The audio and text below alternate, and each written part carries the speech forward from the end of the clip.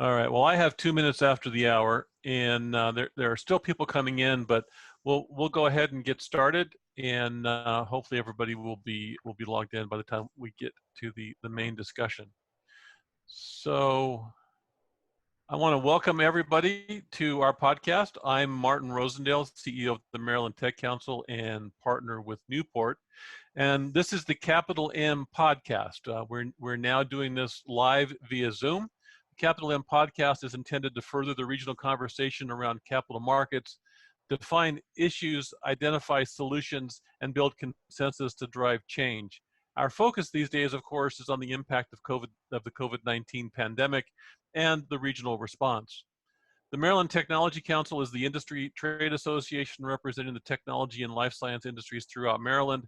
Together with our members, we are improving the business climate in Maryland and helping companies that save, secure, and improve lives around the globe.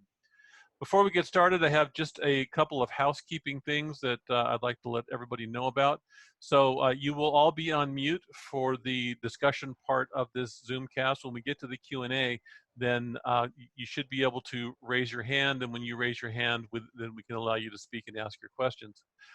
In the meantime, you can use the chat function. If you send a chat to the panelists, we will have someone in the background that I will introduce in just a minute that will be able to answer your questions during the discussion. So we have two opportunities for you to ask and have your questions answered today. Just to let you know, this is being recorded, so anything that you put into the chat or anything during the Q&A will be recorded for future listening. So again, I want to thank you all for joining this afternoon. I know this is a very interesting topic for everyone, the stimulus packages and the PPP loan in particular. My guest today is Doug White. Doug is the Managing Director of Glass Jacobson's DC office. And just want to let everybody know that Doug and Glass Jacobson have been tremendous supporters of the Maryland Technology Council. Doug, in fact, during the legislative session this year, gave up his weekends to review tax legislation so that we could better understand the nuance of that legislation and better serve all of our members when we were working with the legislators in Annapolis. So Doug, thank you for joining me this afternoon. Oh, thank you, Marty. It's great to be here, and it's great to do this for MTC. There's a lot of great programs with MTC, and we're just glad to be one of them here. Great, thanks, Doug.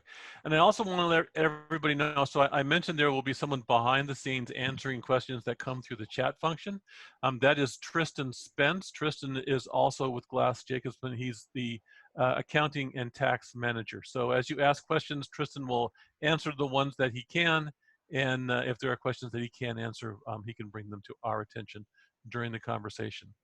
So Doug, just to get started, you know, there's been a lot of conversation about reopening the state. I know the governor announced his 3-phase plan. I've had the privilege and honor to participate on one of the governor's task forces to help determine what reopening the state and the businesses in the state are going to look like. So I'm just curious, what is Glass Jacobson? What have you been doing at Glass Jacobson? And when you think about reopening, what does that look like for you guys? Yeah, it's a good question. We are considered an essential business, so technically we could have staff in our office. I'm in our office today, but about 85 to 90% of our staff has been working from home. We encourage them around March 15th, I think March 17th exactly. We sent an email to all staff, not knowing what was going on, and encouraged them all, especially those who had any issues, to work from home.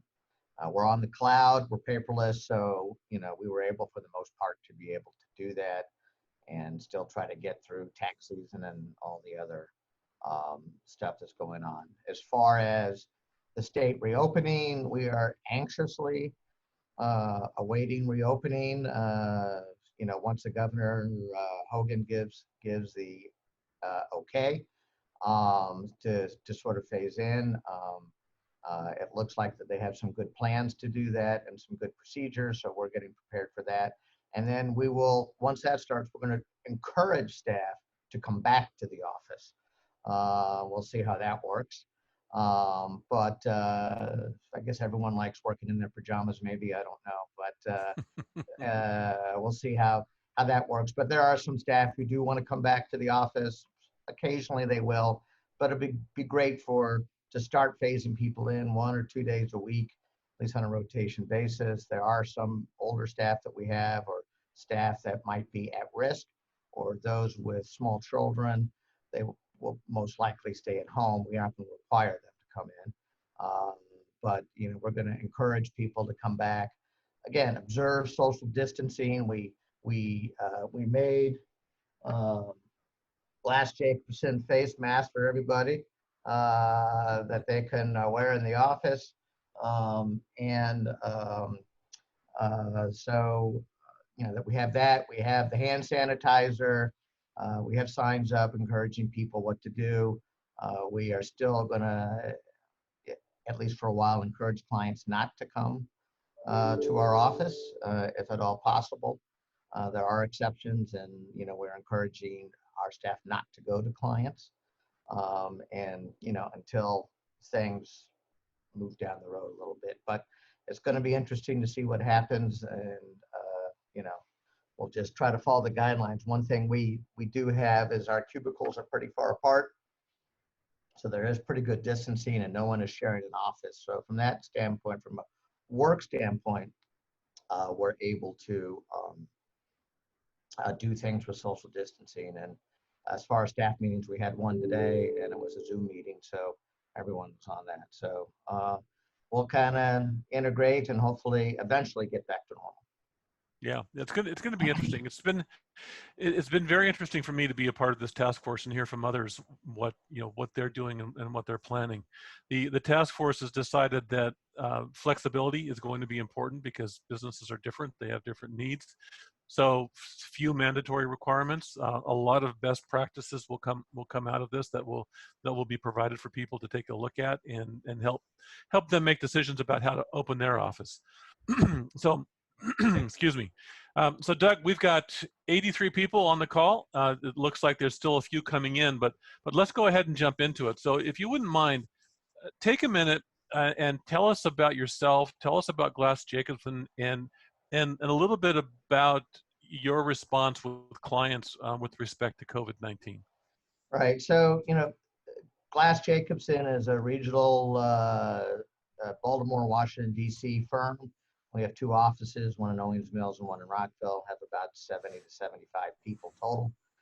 We do the traditional accounting work, but we try not to be historians, and we try to be forward thinking. So we do a lot of consulting and a lot of non-tax and financial statement work. Even though we do all that, we also have investment advisory division as well. So we have really been involved. Obviously, with the market going crazy and with people having to stay at home, we have been very busy with everything going on here. I've been with Glass Jacobson since November of 2010. I merged my practice in and started the DC area office. And I'm a native of DC and a graduate at the University of Maryland. So, I kind of know what's going on in the area, which is important as we deal through all this.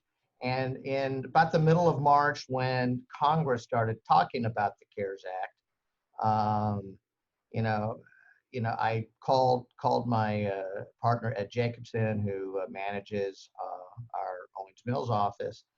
And Ed and I talked, and we both felt very strongly that this was going to be a topic that for our clients and maybe for others as well, that it'd be very important that we stay on top of this so we help our clients navigate this system, which has turned out to be great because we have found that a lot of people who've not been able to get the PPP or the EIDL or EIDL loans are ones who tried to do it on their own, and there were issues with their applications or something.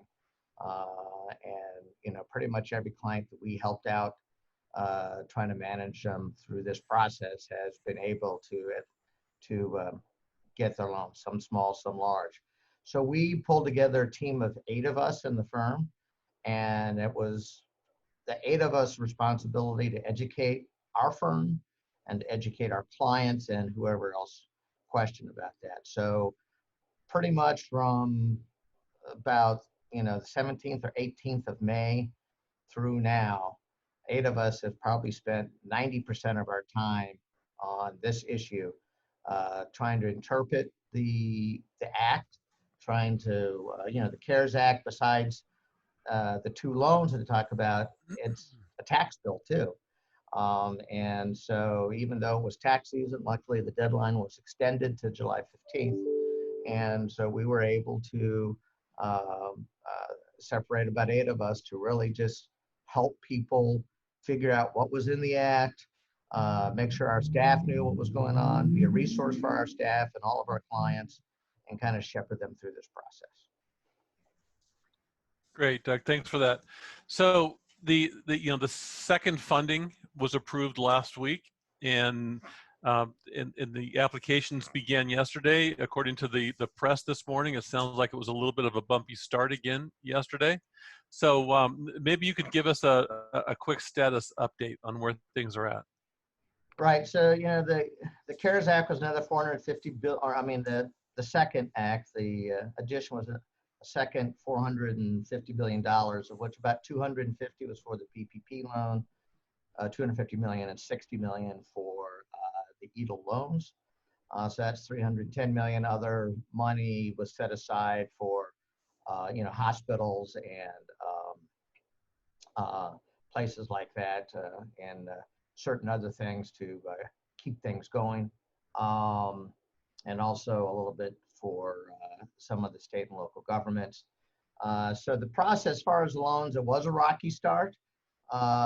Some banks at 9 o'clock yesterday closed the process and said that they were finished, and then they reopened again later in the day.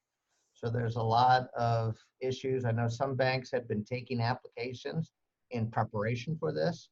So some people had a hard time getting on.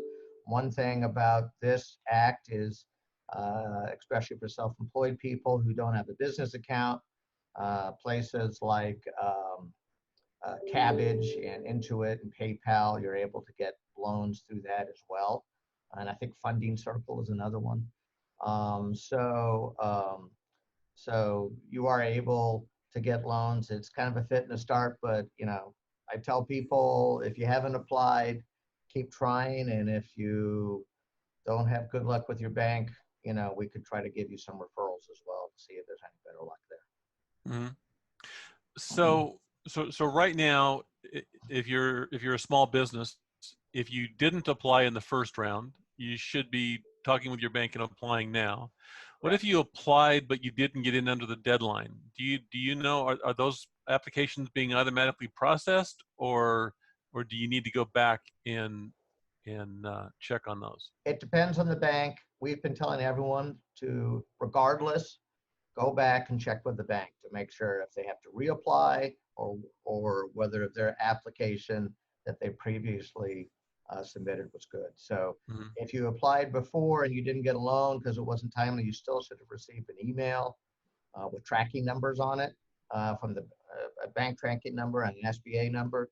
So you should be able to follow it, but communication's everything. And so we have told people to reach out. You can email your bank, but we have found that people have had better luck actually calling the bank. All right. I want to remind everybody, if you have questions, feel free to put them into the chat box, and Tristan in the background will answer them for you. So, another question that's come up that I've received from Tech Council members and Newport clients is, if you applied for an EIDL loan and not a PPP loan in the first round, and the EIDL loans, first they oversubscribed quickly, and then they stopped the applications.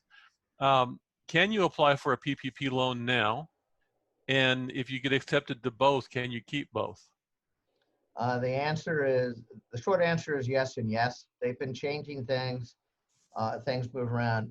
People have to remember the CARES Act and this addition, if you combine the two funding requirements, those are the third act. The first act is set up an economic income disaster loan, basically the first EIDL, which is a very complicated process. Some of our clients applied through that process and have received monies through that. Then there's an act that expanded the Family Medical Leave Act, and then of course the CARES Act, and then the supplement. And so the rules about whether you can have both loans have also changed. Technically, by SBA rules, you couldn't have both loans, but they've made exceptions for that. Then they said if you got an EIDL and then you got a PPP, that you would get the higher of the two loans, and you could roll the EIDL into the PPP, or at least a portion of it. And now it appears that some of our clients have received, I mean, for example, they received an EIDL loan for $500,000, and a week later they got a PPP that they have applied and qualified for $274,000, and they received $774,000. They received both instead of the max of 500, of which they talked about. So, you know, the clarifications change.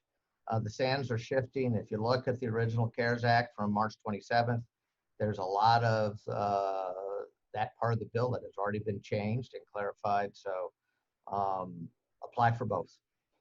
Mm-hmm. Okay, great. So, Doug, you mentioned the forgiveness function of the PPP loans. There's been a lot of questions about it. I'm not even sure the final rules came out yet. Can you give us some insight into the forgiveness feature of the PPP loans, and what does a company need to do to maximize that forgiveness? Right. Good question. So, you know, that process, if you receive a PPP loan, you're supposed to go back to the bank and apply for the forgiveness, and you will do that through them at the end of this year. Now, the SBA just came out with something either last night or this morning that if that they're going to let the banks check the numbers for PPP loans for under $2 million, but if you receive $2 million or more, the SBA at least is saying at this point that they're going to audit each one of those PPP loans that were $2 million or more. Whether they have the staff to do that or not, I have no idea, but that's what they're saying. So, you know, the process is, you know, fairly complicated. There's a lot of moving parts. You know, I would strongly suggest people go to their advisors. If they want to come to us with questions, that's fine, but go to their advisors and, you know, find out what to do. We've developed some spreadsheets that will help our clients get through this, some very detailed spreadsheets. The other thing is, as far as what it does, the forgiveness basically for the PPP, and I guess I should mention, the EIDL loan is not forgiven. That's going to be somewhere between a 10 and 30-year loan, depending on what the SBA determines, at 3.75%. So that's not forgiven and should not be used for payroll. The PPP is the one loan that is forgiven, and if it is forgiven, it will be non-taxable income. And how that works is you have to use at least 75% for payroll costs. So for, you know, your wages and your 401k costs and your health insurance premiums, at least 75% needs to be used for that. The other 25% can be used for rent, which includes not just office rent, but there's been more clarification. It should include rent for equipment leases, or, you know, audit or like a truck or automobile rentals. It includes utilities, which again has been clarified. So besides the normal, you know, electric, gas, and water, includes telephone and internet, and also gas for your vehicles, which is very important. So if you reimburse staff for their gas, you can use that. It also includes interest on business debt. So you can use at least up to 25% of your expenses on that. You know, we have had some questions, for example, if you're on the cloud like we are, and we don't own our own servers, are we renting our servers or not renting our servers from what else. So we're looking at that. I mean, I don't have an answer for you today, but those are the type of things that you're looking at that hopefully will get some clarification with that. And then as part of the forgiveness, you need to deal with, to qualify it, you have to get 100% forgiveness, you have to use the fund again, at least for 75% for payroll. It can be more.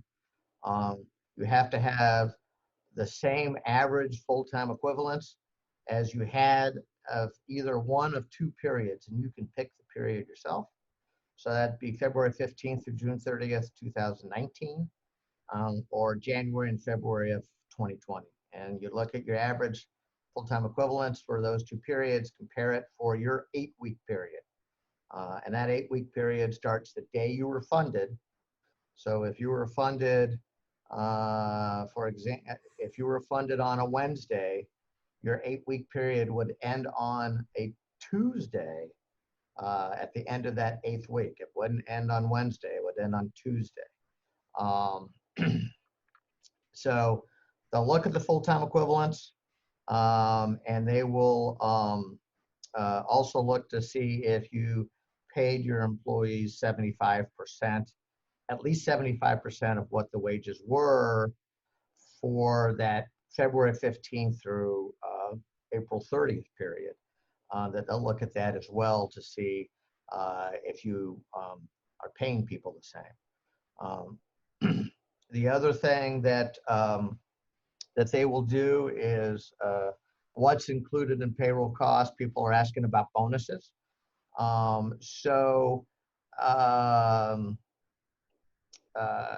You know, a bonus, if it's regularly scheduled in your employment agreement, should count, but just a bonus to be a bonus probably won't count. Bonuses have not been mentioned. Commissions, if you're paying people commissions, that'll count. If people are getting tips, you report in on a W-2 when they're looking at the wages, you're supposed to pay, you know, the tips that they normally would pay. So you have to look at that. And you have to look at the expenses right now, and hopefully that there'll be more, but it's a cash basis situation. So you have to make sure everything is incurred and paid during that 8-week period. And the reason why they say that, they don't want you to catch up payroll for prior periods and pay it during the 8-week period. They don't want you to pay something after. It's incurred and paid during that 8-week period for those expenses. Right, interesting. So you mentioned the interest on business debt. Is there more to that, or is it just simply in any debt that you have out, the interest is covered? Yeah, I mean, basically, if you have, you know, loans on, you know, bank loans or something like that, that your business owns and your business did receive a loan and that business has business debt, I mean, the interest on that loan would be deductible. In some people's cases, you know, with large loans or large lines of credit that you would have, you'd be able to take interest on that. That could be a big number. So that can help you, you know, use up the 25% expense number. I mean, the goal is to try to use it all up. If you can't use it up, you can give it back. So that's not a problem. Mm-hmm. So you talked about staffing and you know, the requirements with respect to forgiveness. You said the 8-week period following funding, but then there's a look back to the 8-week period prior to funding. That's what the staffing is being compared to. Did I understand that correctly? That is correct. That is one of the two periods you could look at. I'm leaving off seasonal for right now, seasonal employers, but yeah, either that February 15th through June 30th, 2019, or January and February of 2020. I think a lot of people who did their application already, I know most of our clients were asked, how many employees did you have on February 15th? That was part of the application for many banks. All banks weren't the same, and so that's one of the numbers that they're going to look at, and you're going to have to prove that your average full-time equivalents equal that. Now, people also ask, well, what qualifies as a full-time equivalent? That's someone who works 30 hours or more. That's a full-time equivalent. So they also ask, well, if I have 3 people who work 40 hours a week, that's 120 hours. can I count that as 4 full-time equivalents because 30 goes into 120 4 times? No, you can only count them as 3. But anyone who works 30 or more hours is considered full-time. And if you have part-time people, you need to add up the part-time people. Once they get to 30 hours, that's a full-time equivalent. So that's like something to look at. And you know, we're also talking. It's like very important if you're paying your payroll. Two expenses you're going to have with every payroll that are not going to be included as far as qualified payroll costs is the employer share of the FICA or the federal unemployment, so the Social Security and Medicare. The employer share is not included, nor is if you have a payroll service, nor is the payroll service charge. That's not part of payroll cost either. Now, one thing that we're doing, and I know of 4 banks that have not required, but suggested that you have a separate account for your PPP loan. And so we are strongly suggesting to our clients, if the bank has suggested it, do it. Okay, if the bank hasn't suggested it, that's fine, but you should either change your chart of accounts to include PPP expenses, or maybe, you know, if you're on some software that has class or divisions, you know, have a class that's just PPP, so you could keep track of that possibly. Payroll services are great. They've been wonderful through this period in providing reports to our clients, and I'm sure, like anyone who's asked about the reports that are needed to send to the bank to qualify. They say they're going to be up and ready when the loan forgiveness goes as well. That's fine. So, but the one important thing that I guess I should mention, if you do set up a separate account and your payroll is coming out of this separate account now, you should make sure that you reimburse that account for the employer share of the Social Security and Medicare and any payroll costs that were taken out of that account. We're also suggesting to clients, and this is not clear, but again, it's incurred and paid. So we're suggesting to clients, so for example, I'll give an example. One of my clients on April 17th received their funding for their PPP loan. They pay payroll on a monthly basis. So we had them do a payroll from April 1st to April 16th and do a payroll. Then they're going to do a payroll from April 17th to April 30th. Okay, so that's incurred and paid during the 8-week period. They're going to do a payroll in May at normal. And then they're going to do a payroll, and this is important, from June 1 through June 11th, if I'm not mistaken, is a Thursday. So June 12th is a Friday. That's the first day of the 9th week. So they have to make sure that they pay that June 1st to June 11th payroll before the end of the 8 weeks. So they're going to pay at the 10th or 11th and get that done. So again, there's no rules set in stone. This has really happened a lot. And like I said, the sand is shifting. But if you want to dot your I's and cross your T's, I know it's a pain, but you probably should do that. Yeah, that's a lot to think about. I know your advice about not commingling funds at Newport, our partners are giving our clients the same advice. Open separate accounts when possible. Don't mingle the funds. Keep track of it separately. But that's a lot to keep track of. Yes, I'm curious. So when you're looking at the staffing requirements, so you're a small business. The pandemic hit, you started struggling, so you furloughed staff, you laid people off. Now you get a PPE loan or PPP loan. What's the consideration here now with the staff that you furloughed and laid off? Do you bring some of them back? Do you need to bring them back? And how do you make these kinds of decisions? Right. Well, most likely, if you want 100% of the loan forgiven, you would probably have to bring all of them back.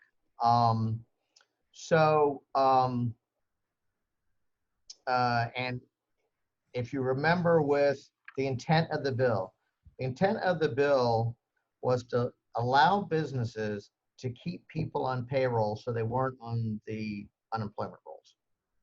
And so they are hoping, Congress, they are hoping that you do employ everybody.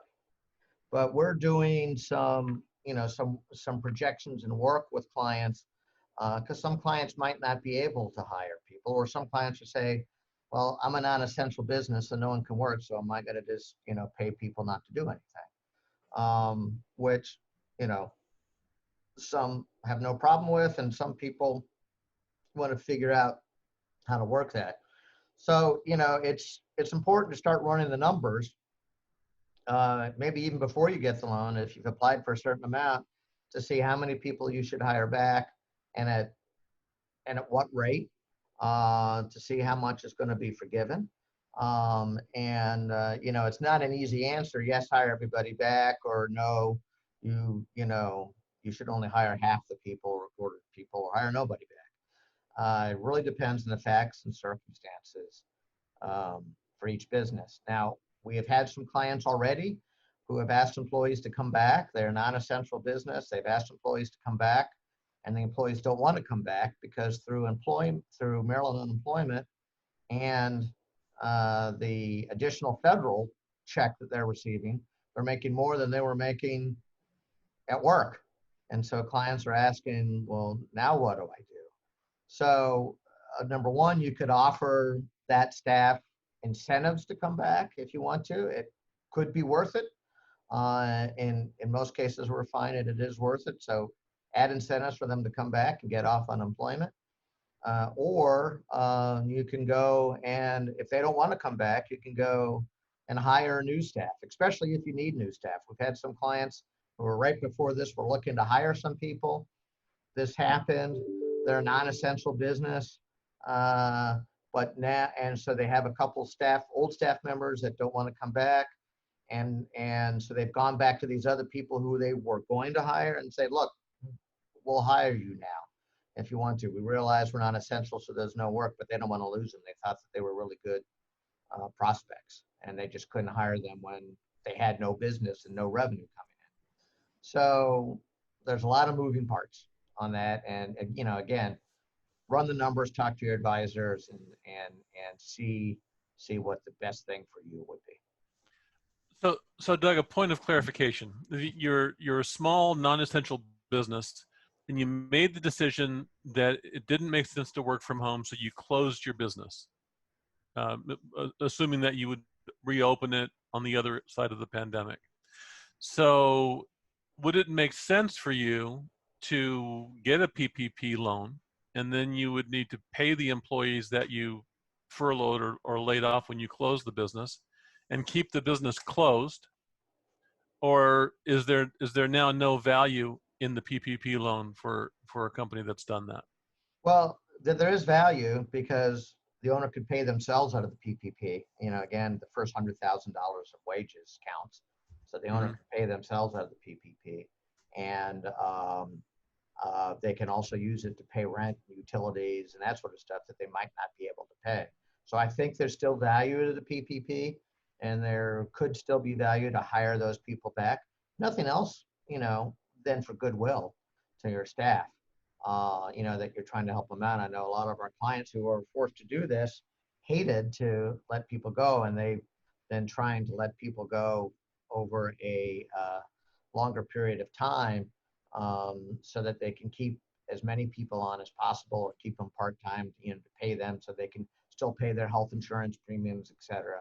So they aren't, left without anything. So it is worthwhile to do it. Now, I will say, don't play games. So when you're hiring people back, don't hire your spouse back. If they weren't working in the company before, don't hire them back, or don't hire your kids, or don't hire your relatives to replace other employees. That's playing with it. You should go to the employees that you've had to furlough or lay off first.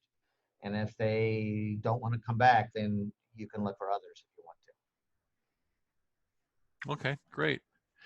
So, Doug, we've covered a lot of ground, and I've been monitoring the chat the chat room, and I can tell you Tristan has been typing as fast as humanly possible to answer the number of questions that have been coming in. So there's a lot of interest and a lot of questions out there. But before we go to the Q&A, is there anything that you'd like to cover that we haven't covered so far? Yeah, there is one thing that really there's not a lot of guidance on and is very confusing as far as full-time equivalents. You know, when do you have to have the same full-time equivalents for those two measurement periods, or one of those two measurement periods? And there's a rule in the law that basically says if you hire everyone back by June 30th of 2020, if you have everybody back on payroll, regardless of when your 8-week period starts, if you have everyone back on payroll, then you don't have to meet the full-time equivalent test. Okay, there's not a lot of clarification. Our interpretation is, you know, average full-time equivalents over the period, but that might be an exception. But you also have to think, if you don't hire everyone back until June 30th, you aren't paying them, which means that you're not going to have enough payroll costs to cover the amount that you borrowed, and it's not all going to be forgiven anyway because you haven't used it up. So the loan's up. So that is, you know, one thing, and that's why, you know, I say you could go to our website at glassjacobson.com, I think /COVID-19, or just go to our website. We have an orange bar across our main page, and you click on it, and we are updating frequently asked questions all the time, and we have links to various programs, etc. So there's a lot of information, and we're putting out, I don't know, 1 or 2 articles a week probably to our clients that might be getting tired of the emails, but you know, we're trying to put as much information because things are changing and evolving, and I will say there'll probably be more clarification this fall as well as, you know, people figure it out. So, I mean, for example, I guess one other thing for those of you who are self-employed out there. So the requirements, and this is a total change, but the requirements recently have been self-employed individuals have to submit a 2019 Schedule C. That's what they're going to base the PPP on, and, you know, see if there are any employees on there, and employee benefits and employee retirement plan. Well, they aren't requiring you to file a 2019 return. They're just requiring you to send a 2019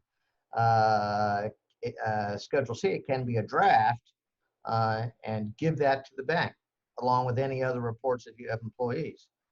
Well, that also means that the way that they've done it is employers or the owners share of health insurance premium and any retirement plan benefits like 401k match or profit sharing plan would not be included in the PPP calculation as they are included for corporations. Because not all tax returns are the same, and we've debated why that they excluded it back and forth. Our simple answer is no one at the SBA is prepared to tax return. They probably think all tax returns are the same.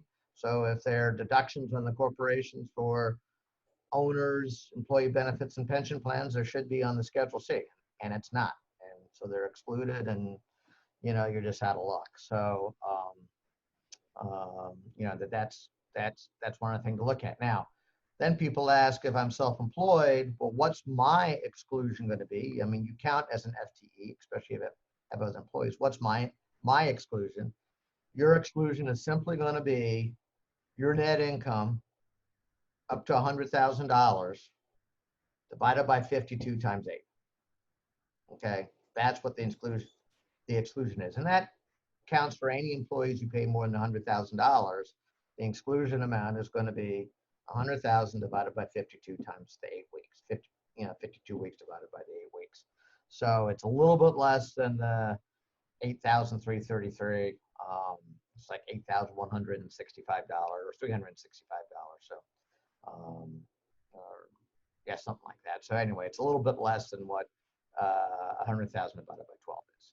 So watch that. There are a lot of little, like I said, it's kind of like a tax law too. That there's a lot of little things. Don't go into this uneducated. Ask questions. As I see in the pop-up, there's a lot of questions being answered. So thank you, Tristan, for typing frantically.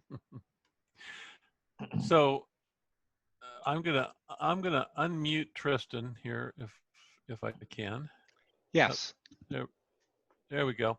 So Tristan, a lot of questions came through the chat function. So before we open it up for verbal questions, is there anything you want to bring to Doug's attention that came up in the chat?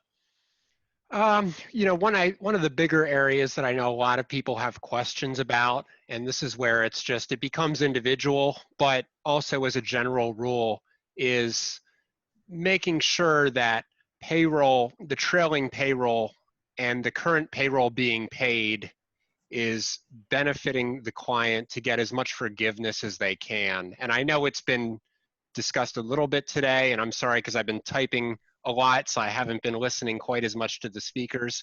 But I think just maybe, Doug, just as a general comment, could you just address the theory of paying, you know, the current payroll in order to obtain the maximum forgiveness for the PPP loan, and how, you know, we could maybe help clients and potential clients to benefit the most that they could from that? Sure, Tristan. Again, we'll talk about that. So again, remember, during this 8-week period, it's a cash basis. So you have to pay, if it's payroll, you have to pay it during this 8-week period. You can't have incurred it during the 8-week period and pay it after. It's got to be paid during the 8-week period. The question is, if you have a payroll that falls within your 8-week period, but includes some time that is outside the 8-week period, what do you do? Okay. Right now, without any other clear guidance, we're saying to be 100% sure to, you know, cut that payroll off. So you pay payroll before you receive the funds, before your 8-week period starts, and then pay payroll after. If you don't think that you're going to have, like, use up the payroll allocation of your PPP, and let's say you received your money in April and you pay monthly and you want to pay the whole month during that 8-week period, you can. And when you apply for the forgiveness, it may be allowed, it may not be allowed, or they may make clarifications on that. You know, again, you know, also that you have to remember, you have to be paying people 75% of what you were, at least 75% of what you were paying them during, you know, like as of February 15th, 2020. So that's also part of the double test to see how much is forgiven. So you have to pay people at least 75%, but then you may not use up all the funds. So again, you have to see. Now, if you have an employee that makes over 100,000, let's say they make 250,000, and you decide to cut their wages down to 100,000 because that's all that counts for the PPP. You know, so you cut it down to $100,000 on an annual basis, so $8,300 a month. Then you don't have to follow that 25% rule. You can cut them as much as you want. It's people 100,000 or under, you have to keep them within 25%. So again, it's incurred and paid. You know, there were some people who say, look, if I have a monthly payroll and I pay it April 30th, you know, I've incurred it within that 8 weeks period. So, you know, that they'll deduct all of it. We can try to do it, but I would not count on 100% forgiveness just on that. And again, the most important thing is whatever payroll or whatever expense that you have, pay it on that at least by the last day of the 8-week period. Again, if your 8-week period starts on a Wednesday, your 8 weeks ends. It's not 2 months. It's 8 weeks. It ends on a Tuesday if it begins on a Wednesday. If it begins on a Friday, it ends on a Thursday. So, you know, that you have to watch that, and all those expenses you're trying to get in, that's fine, which means a lot of people need to get expense reports in, excuse me, maybe earlier than normal so they can get their gas reimbursed. Now, people have said, well, I have people working from home, and I have made it a policy to reimburse them for their cell phone because now they need to use it for business.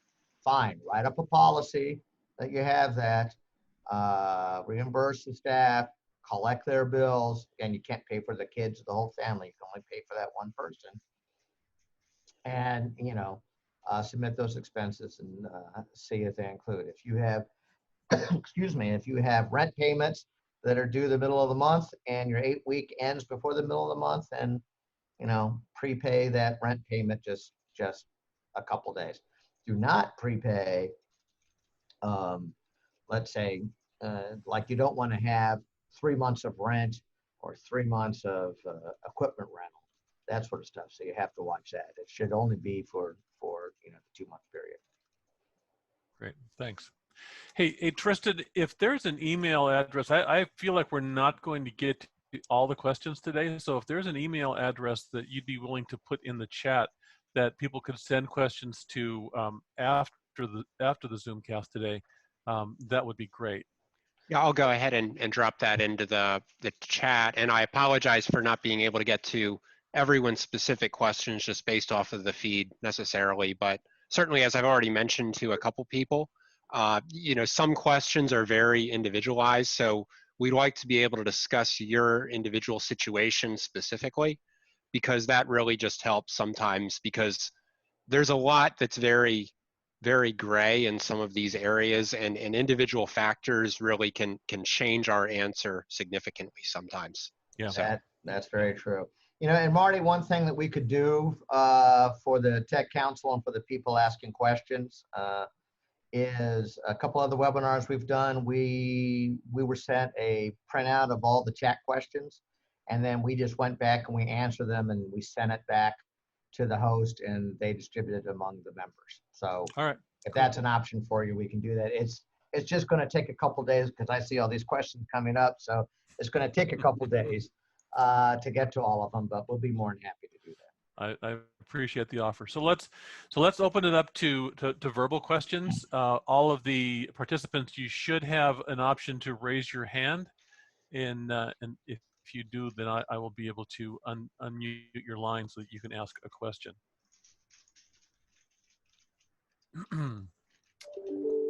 Okay, so this question is from Elena. Yes, hi, can you hear me? Yes. Yes, hi, Elena. Hi, how are you? Very good. How are you today? Good, thank you. This is very informative, so thank you very much for this. Great. I just wanted to go back. I know you mentioned it quickly, but I didn't catch 100%. In terms of payroll taxes, what's included and what's not? The employer taxes, the employee withholding, what gets included and what's not in terms of forgiveness? Right. So good question, Elena. The employee's gross pay is included, so that includes everything that you're withholding for the employee. Okay. So it's a gross pay. The original bill had a very convoluted where you took the net pay and you added back all the taxes you withheld. Right. Now they just go from gross pay. So that's Okay. great. Which means that includes the employee deferral in the 401k. The employer share of FICA or the Social Security and Medicare is not included. The employee's payment for federal unemployment taxes is not included. But the employer share of state unemployment is included. The employer share in some cities and local jurisdictions make you pay an additional employment tax. That would be included. Okay. Okay. And, you know, so that's included in payroll costs as well as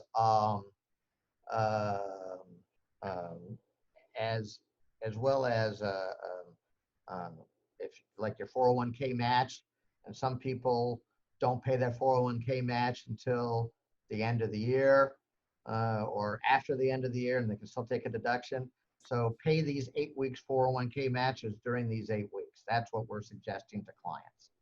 Okay. You know, to do. And the same thing with health insurance premium. I was going to ask that next. Yeah. Yeah, the health insurance premiums are part of it.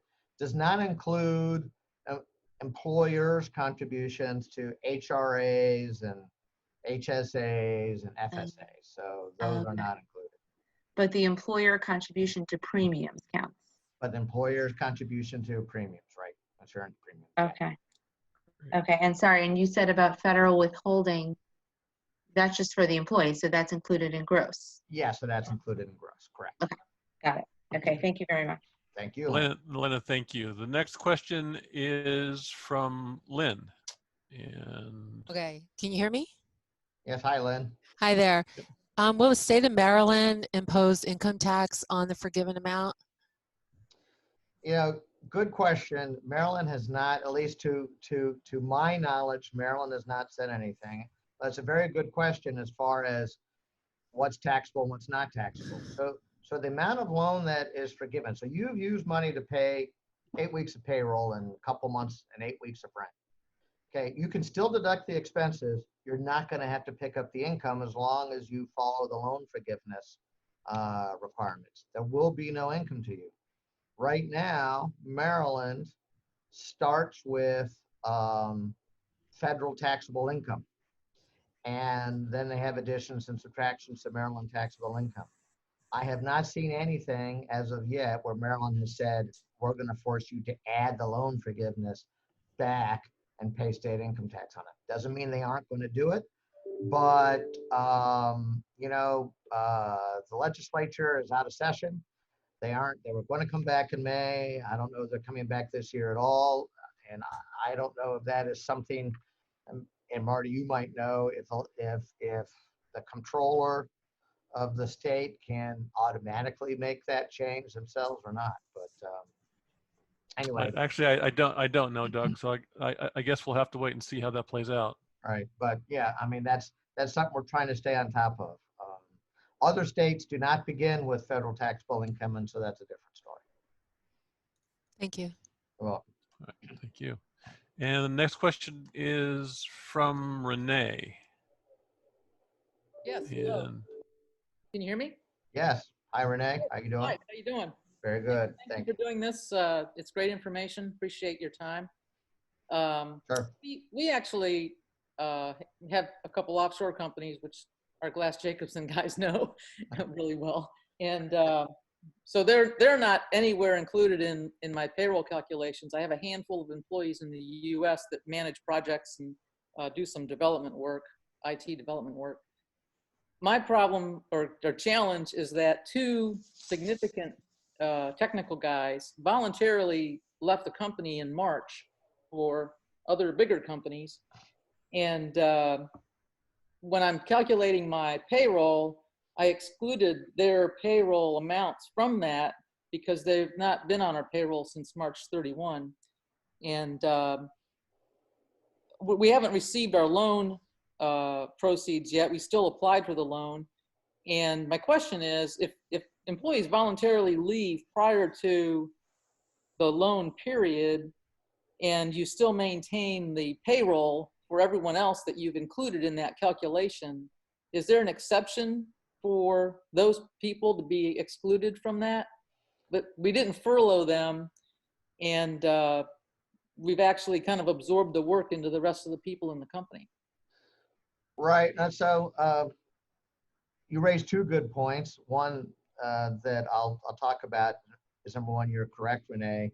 This only includes people that are living in the United States and paying U.S. taxes either under a green card or they're a U.S. citizen. So that was a very good point to bring up. Thank you.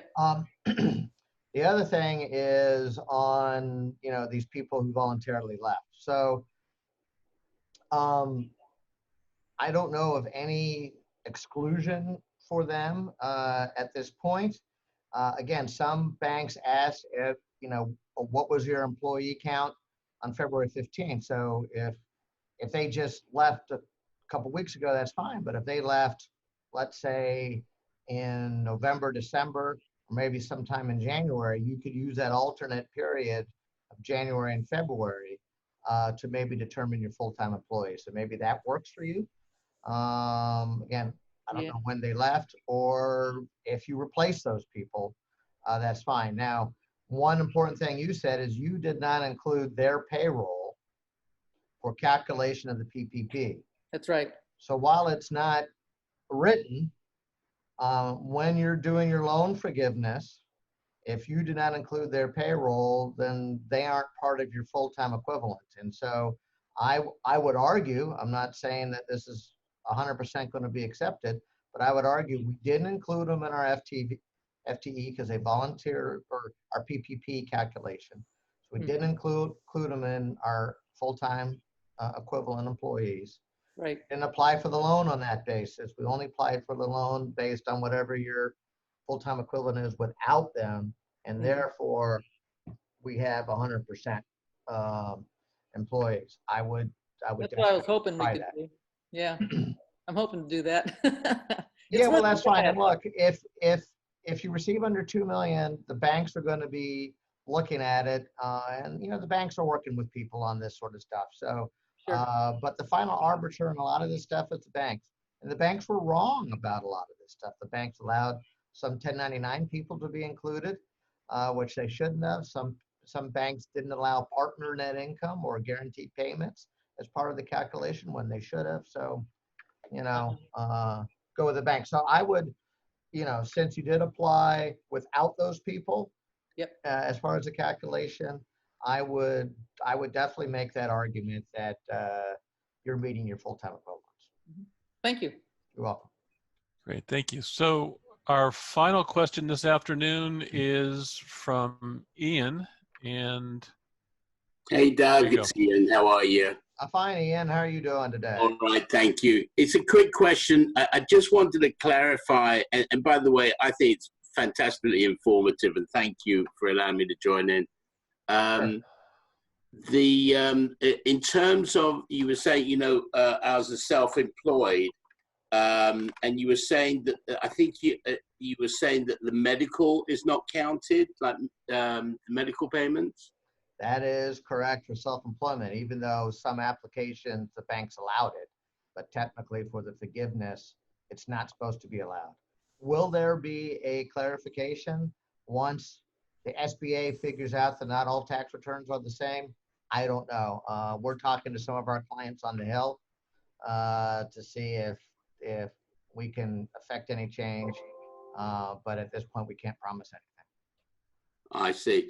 Does that mean, and the last question for me is, you were saying that we need to submit, and I didn't make a note of the tax code, but in terms of self-employed, we have to submit an extra tax form, not just the 2018 accounts.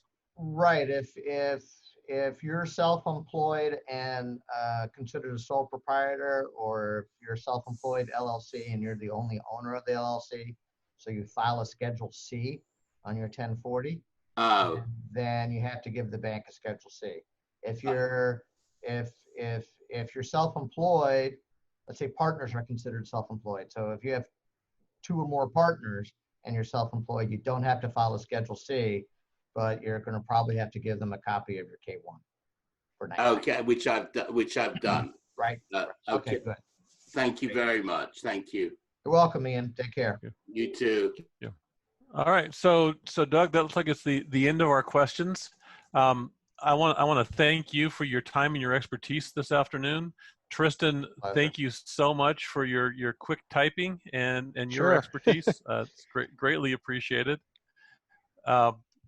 There are a couple of things that I would like to close with. First of all, let me share my screen.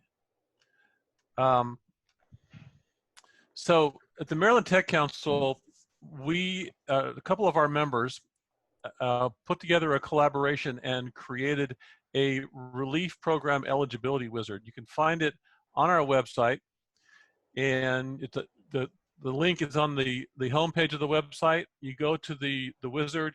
It will walk you through a series of questions and let you know which of these programs you qualify for. As you can see by the red X's, some of these programs are already oversubscribed and not currently available. We keep them up here just in case they get refunded. But this program, this wizard will help you understand which of these programs you may qualify for. In addition, let me,